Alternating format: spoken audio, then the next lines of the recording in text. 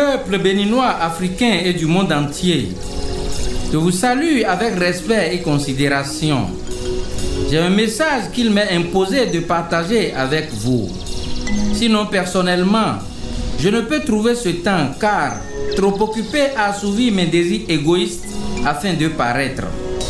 Le message est tiré de mon soi-disant expérience, car je me demande si c'en est une. Comme l'a dit un grand maître, ne comprendront que ceux à qui cela est donné de comprendre. Pour ma part, il y a deux mondes distincts. Le monde physique matériel et celui subtil spirituel. L'un de ces deux mondes dépend de l'autre. Et c'est celui physique bien sûr. Car il ne peut exister sans le soutien, l'énergie et le savoir de celui spirituel. Alors, pour réaliser quelque chose dans le monde physique, il faut irréversiblement avoir réussi à créer son archétype dans le monde spirituel. La spiritualité est comme une échelle où chacun est à son niveau selon son degré de maturité. Je continue de tendre la main aux êtres illuminés qui sont au-dessus de moi, car sans guide, pas de connaissance. Je ne peux franchir le seuil de la spiritualité sans implorer la bénédiction divine et celle des illuminés qui ont mis à ma disposition leur savoir. Si cela ne dépendait que de moi, j'appellerais tous leurs noms au même moment, mais ils ne m'ont pas encore donné ce pouvoir. Qu'ils me permettent de partager quelques enseignements qu'ils m'ont transmis, car comme ils me l'ont dit, telle est ma mission sur terre. Permettez-moi de commencer par une remarque que je juge très importante. L'unicité et l'individualité de chaque être, qui s'observe la toute première lors de la chaleur amoureuse, au cours de laquelle notre père laissa au sein de notre mère des milliers de spermatozoïdes. Si ce n'était vous qui avez pu perforer l'ovule, en aucun cas, vous ne serez en train de m'écouter en ce moment. Nous ne ressemblons à personne et vice-versa. Regardez votre pouce et dites-moi si quelqu'un a les mêmes empreintes digitales que vous. De même, si quelqu'un a les mêmes formes des fibres de votre iris. Je veux parler des yeux, bien sûr. Malgré l'immensité de la mer, le bateau pour aller d'un point A à B a son itinéraire. Et le ciel qui s'étend à perte de vue, l'avion par le radar à sa trajectoire. Ainsi, dans cette vie, chaque homme a sa voie. La preuve est que chacun a sa mission, qui fait que nous n'avons pas les mêmes expériences, qui d'ailleurs est le meilleur messager de Dieu. J'ai coutume de tout résumer par cette phrase. Il n'y a pas pire maladie que l'ignorance, comme il n'y a pas meilleur remède que la connaissance. Dieu a créé son monde à la base des principes et lois bien définis. Et seuls y réussissent ceux qui en ont la connaissance et les respectent. Nous sommes à l'ère du Verseau, depuis 1948, où plus rien ne doit rester caché. C'est pour cette raison que je vais me permettre de faire quelques révélations pour ceux qui ne le savent pas encore. Les grandes puissances de ce monde reconnaissent et respectent ces principes depuis la nuit des temps, ce qui a fait d'elles ce qu'elles sont. Prenons la numérologie pythagoricienne qui nous permet de déterminer les chiffres qui influencent notre vie. Voyons le cas des États-Unis d'Amérique, USA. Ce pays exploite plusieurs facettes de cette science, depuis sa création jusqu'à nos jours. Calculons le chiffre qui influence ce pays et voyons ce qu'ils en font. La valeur finale de U est égale à 3. Celle de S est égale à 1. De A est égale à 1 aussi. Donc la réduction théosophique des USA est égale à 3 plus 1, ce qui donne 5. Donc les USA ne sont-ils pas composés de 50 États, d'où 5 plus 0 donne 5? Ne sont-ils pas reconnus première puissance nucléaire au monde? Le siège d'où cette puissance est dirigée n'est-il pas un bâtiment appelé Pentagone? Ce qui veut dire un bâtiment qui a 5 côtés. Et pour en rester là, qu'ils vous souviennent que tous les présidents américains sont investis le 77e jour après la proclamation des résultats des élections présidentielles. Or, la réduction théosophique de 77 fait 7 plus 7, ce qui donne 14, d'où 1 plus 4 fait également 5. Vous convenez alors avec moi que comme Dieu, les grands ne font rien au hasard.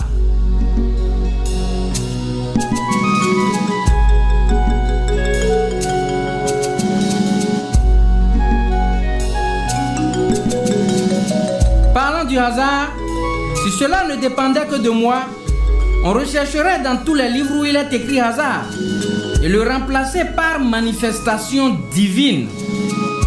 Pour ma part, c'est faire preuve d'une ingratitude notoire envers Dieu que d'utiliser ce mot. Exemple, je l'ai croisé par hasard. Quelle ingratitude!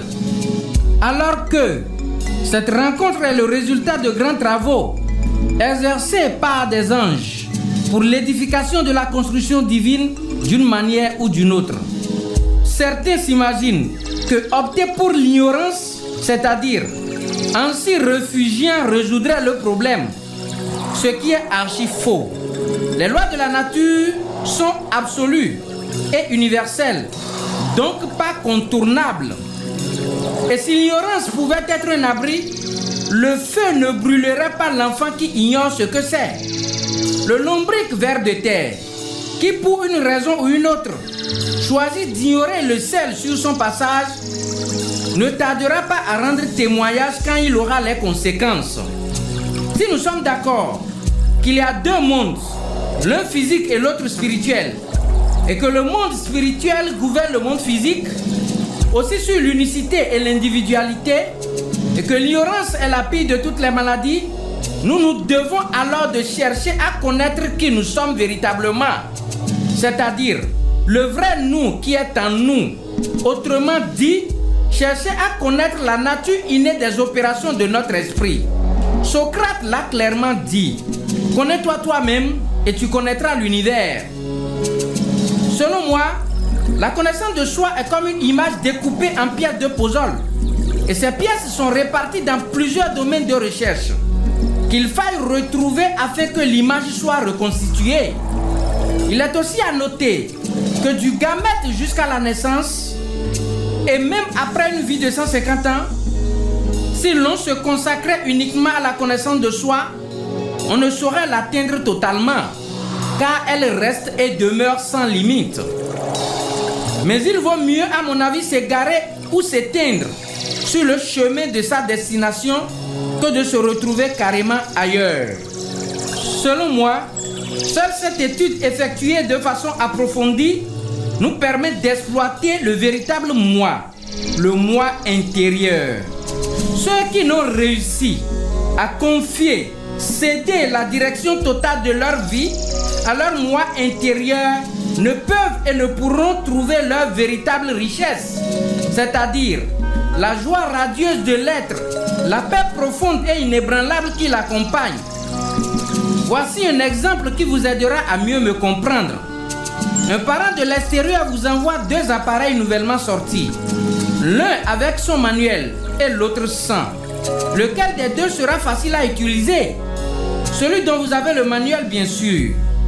Dans le manuel, vous avez toutes les caractéristiques de l'appareil, ce qui permet de savoir de quoi il est composé, ce qu'il faut éviter de faire étant dessus et ce qu'il faut apprêter avant de le démarrer. Pour le cas de l'homme, je dirais que la connaissance de soi l'aide à connaître ses forces, ses faiblesses, ses qualités et défauts, les domaines d'activité dans lesquels il est prédisposé à briller de tout son éclat. Cette connaissance lui permet de pallier à beaucoup de désagréments, de connaître ses limites et aussi sur le plan sentimental, Avoir une idée de l'être avec qui il ou elle est prédisposé à mieux s'entendre. Je profite de l'occasion pour dire que pour vivre heureux, selon moi mes recherches, le seul moyen est de bien connaître le partenaire, respecter et accepter ce qu'il est, tel qu'il est. Je n'ai lu nulle part que seule la femme doit faire cette recherche. Ce sujet fera l'objet d'un prochain message sûrement.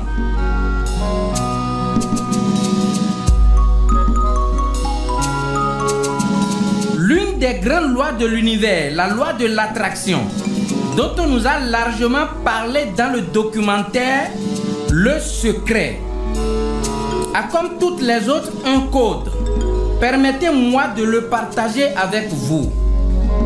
Nous devons savoir que cette loi ne marche plus vite qu'avec ceux qui en connaissent le code. Il faut d'abord connaître qui on est, de quoi on est composé et ce pourquoi on est là, sa mission bien sûr. Et à partir de là, cette loi s'exécute plus aisément, car les mains n'attirent pas du plastique. Remarquez vous-même, si à bord d'une pirogue motorisée à voile, vous prenez la direction du vent, vous irez plus vite.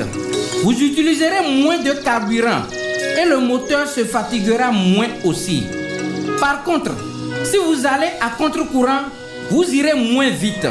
Votre moteur consommera plus, ce qui vous épuisera avant la destination. Dans l'un des livres saints, il est dit « Demandez et vous recevrez ».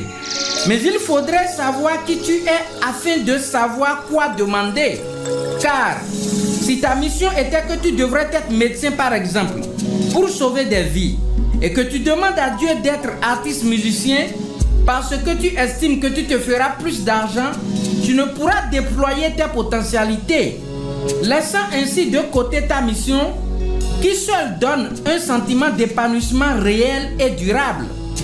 Ceux qui ont réussi vraiment dans un domaine donné sont les gens qui ont su choisir le domaine d'activité qui leur est prédestiné.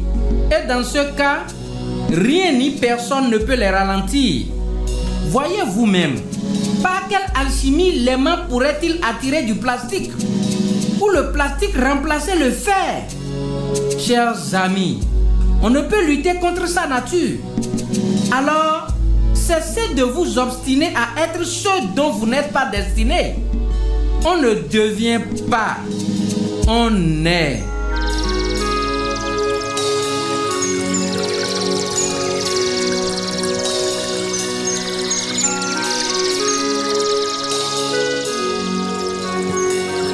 L'énergie va là où l'attention est portée. Cherchez votre domaine d'activité et après identification, portez-y toute votre attention afin que l'énergie s'y concentre pour que vous y soyez. La méconnaissance de soi nous pousse à nous lancer dans beaucoup de choses qui n'aboutissent pas. Je paraphrase. Très peu savent qu'ils se doivent de manifester ce qu'ils sont au-dedans d'eux. Ils se contentent de paraître au lieu d'être. Ils manifestent la nature de la créature et non celle du Créateur, qui est d'être ce que l'on a été fait pour être et faire ce que l'on a été fait pour faire. Tous nous avons une pensée aussi sordide qu'elle soit. Après avoir par ignorance choisi une voie quelconque, faire tout ce qui est contre notre nature et que les résultats tombent, on a coutume de dire c'est le destin. Quel destin? Lorsqu'on me dit à moi qu'on a un problème, je réponds, tu n'as pas un problème, mais tu as plutôt un résultat. Je m'explique. Une fois encore, le hasard n'existe pas. C'est un mot qui n'exprime que la somme de notre ignorance. Tout est fait à une cause. Et même avec les connaissances bornées que nous possédons, on peut très souvent établir celle-ci. Car tout s'enchaîne. Le présent est la conséquence naturelle du passé, comme l'avenir préparé par le présent est sous sa dépendance. Donc, ce n'est ni le hasard, ni le destin qui nous a condamnés à cet malheur qui semble inévitable.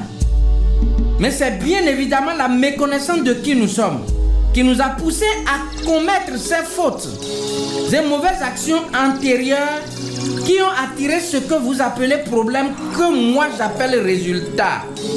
L'homme n'a pas été jeté dans la vie sans armes. C'est simplement parce qu'il les ignore. La responsabilité de Dieu est de déposer en nous les qualités, potentialités et pouvoirs. Ainsi, la nôtre en tant qu'humain est de les rechercher, les découvrir et nous en servir pour accomplir notre mission sur terre.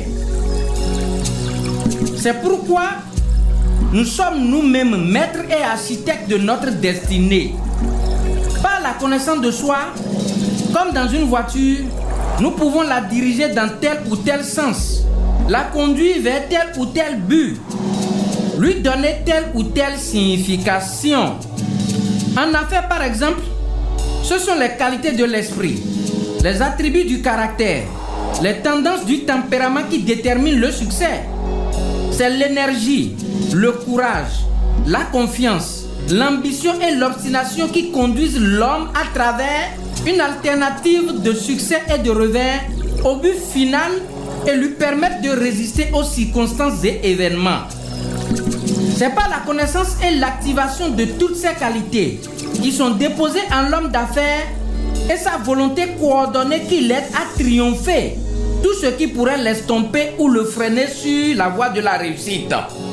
Pour éviter les conséquences de la fatalité qui pèsent réellement sur le plus grand nombre d'entre nous, il est indispensable de nous décider de sortir de la masse de ceux qui survivent au lieu de vivre, en brisant la chaîne de l'ignorance qui nous a longtemps retenus dans un monde d'incertitude où on fait les choses sans conviction, en nous soumettant à une bonne hygiène physique et morale, à des exercices appropriés pour jouir d'une santé aussi parfaite que possible, en faisant le bien et en évitant le mal, en étant sage, prévoyant et en sachant par une volonté active diriger constamment le courant de nos pensées vers une idéale susceptible de nous conduire au but que nous voulons atteindre.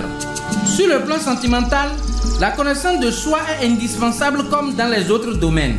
Et voici mes recommandations pour les natifs et natives qui sont gouvernés par la planète Mars. Ne pas travailler sur leur état colérique les contraindrait à s'approprier un partenaire nettement inférieur, qui ne leur fournira pas l'attention sans laquelle aucune expérience n'est possible. Il cédera devant lui et ne trouvant pas de résistance, il avancera comme une armée qui, ne rencontrant pas d'ennemis, s'engagerait sur un terrain qui, loin d'être le sien, lui attirera toutes les difficultés du monde. Chers frères et sœurs, ne nous leurrons pas. L'or ne saurait atteindre son authenticité s'il ne passe dans un fourneau à haut degré de chaleur. De même, l'homme ne peut et ne pourra atteindre sa pleine divinité s'il n'exerce sur lui-même un travail de fond, sur le corps, bien nourrir l'esprit et de quoi remplir son âme. On ne peut exiger la réussite, encore moins le bonheur. On ne peut que les mériter.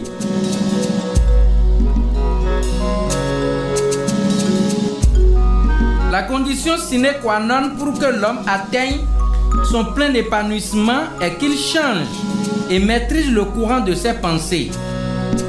Le point de départ de tout succès, de toute réussite, est la direction que l'on donne au courant de ses pensées. Car la pensée est le commencement de toute activité. C'est un acte à l'état naissant.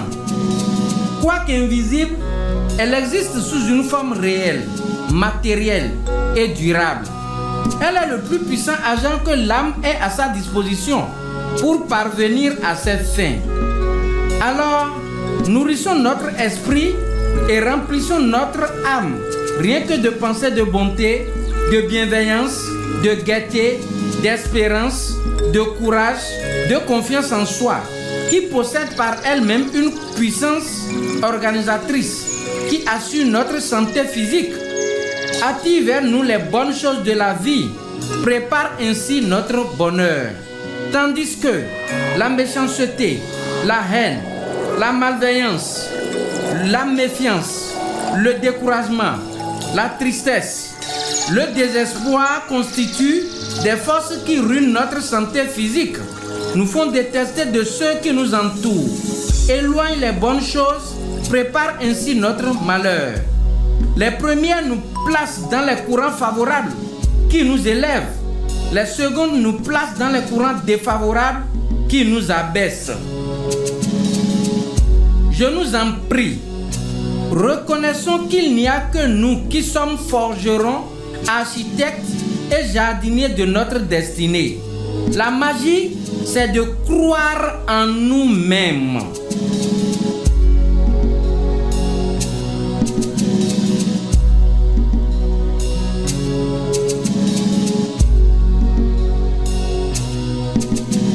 Nous pouvons être des fleurs. Je ne sais pas pourquoi dans un champ, il y a une fleur à tel endroit. Des milliards de fleurs auraient voulu être fleurs, mais ne le seront pas. Pour qu'une fleur pousse, il faut du fumier, de matière en décomposition. Sans fumier, pas de fleurs. Je paraphrase. La concrétisation d'une vision ne se crée sans douleur. Il y a toujours un prix à payer. Et si vous n'êtes pas prêt à payer le prix pour réussir, sachez que l'échec aussi a son prix, qui est encore plus coûteux que celui de la réussite. La vie est comme une prison. On n'y vient que lorsqu'on a une peine à purger. Là, je fais référence au karma. Fleurir, c'est arriver à percer le mystère qui mène au chemin de la réussite. Tu dois fleurir, mon ami. Si tu fleuris, tu amèneras toute ta famille, ton pays et le monde entier avec toi.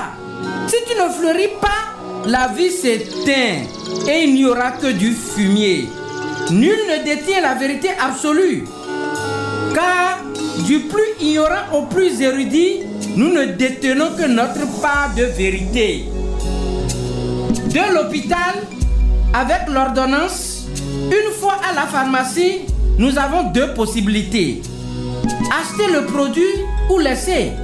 Si nous l'achetons, nous avons une fois à la maison le choix de déposer et de l'ignorer, comme nous pouvons le prendre, mais ne pas suivre les prescriptions du médecin, ou faire le traitement exactement tel que le Toubib nous l'a recommandé. Dans l'un ou l'autre cas, il y aura des conséquences. Ainsi donc, ce message que je viens de partager avec vous, c'est à vous-même de décider de ce que vous allez en faire. Metchonou Abdul Rahim, chercheur en spiritualité, formateur en développement personnel. Amour, amour, amour, je suis ce que je suis. Connais-toi toi-même et tu connaîtras l'univers. Je vous aime.